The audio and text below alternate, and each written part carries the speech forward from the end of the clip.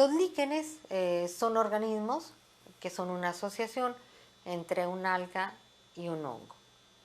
Se dice que es más bien un hongo que atrapa un alga. Tienen la propiedad incluso de romper roca, ¿sí? Y establecerse ahí con unas estructuras que tienen a manera de raíces, no raíces, son ricinas, y que con ellos empiezan a establecerse para formar suelo, y de ahí en mucho tiempo podría constituirse un bosque incluso.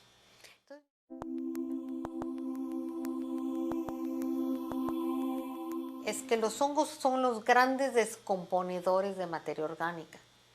Se dice que si no existieran los hongos y las bacterias, simplemente no podría haber vida en el planeta. La diversidad en San Pedro Mártir en cuestión de fúngica, en cuestión de hongos, varía dependiendo de la vegetación, varía dependiendo de la altura y varía dependiendo del sustrato.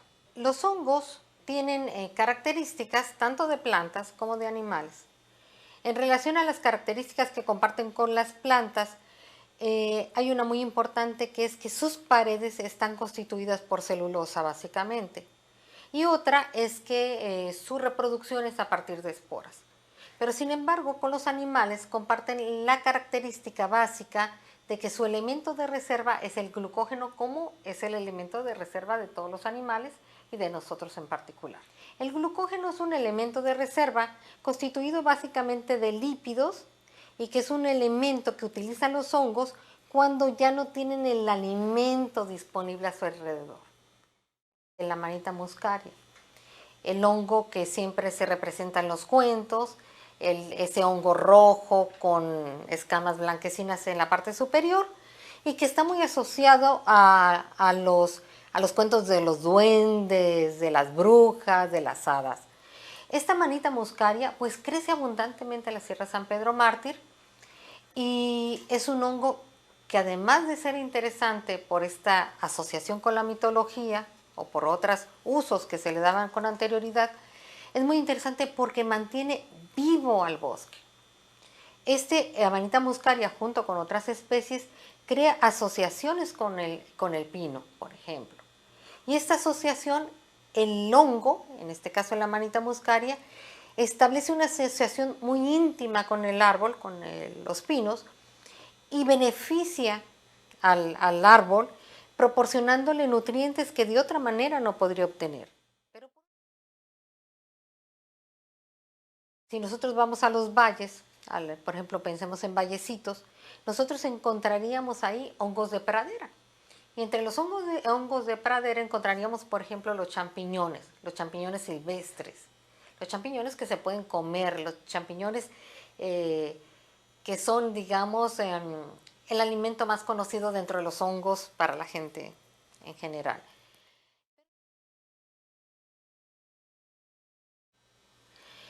Otro hongo que podríamos encontrar también en la Sierra de San Pedro Mártir es el famoso enoki o enoquitaque, que es el Flamulina velutipes, que también se cultiva ahora en muchas partes. En México apenas se está empezando a cultivar y que es riquísimo, por ejemplo, este enoki en sopas, por ejemplo. También encontraríamos, por ejemplo, en el área de Pópulos, de Álamo, encontraríamos especies muy interesantes como el Felinus ignarius, por decir algo, que es un hongo que parece una pezuña de vaca, pero que incluso está asociado a historias muy interesantes como el del hombre de las nieves. Un hombre que hace muchísimo tiempo vivió y anduvo por la nieve mucho tiempo.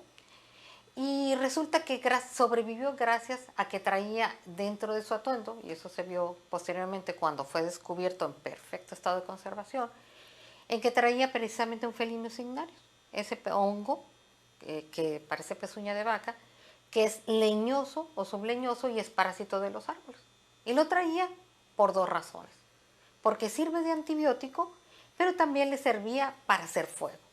Entonces, gracias a este hongo y a otro más que traía por ahí escondido, fue que sobrevivió este hombre durante un largo periodo, ¿no? Es un ejemplo nada más.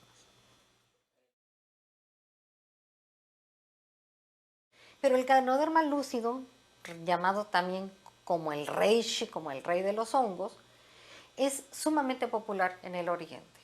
Y es sumamente popular porque se dice que es la panacea en la medicina oriental y puede curar desde ciertos tumores cancerosos hasta inhibir algunas enfermedades, bajar la concentración de colesterol, ser hipotensor, y tiene infinidad de propiedades medicinales. Se dice incluso que también es un tanto afrodisíaco. Hay tremelas, hongos gelatinosos, hay hongos grandísimos como el Entinus ponderosus, hay hongos como el fomentarius, hay hongos como, podríamos decir, como el Coprinus atramentarius, que es también un hongo muy interesante porque se le conoce como barbuda o como hongo tinta, y que resulta que a partir de este Coprinus que crece en las praderas de Sierra San Pedro Mártir, se extrae la famosa coprina.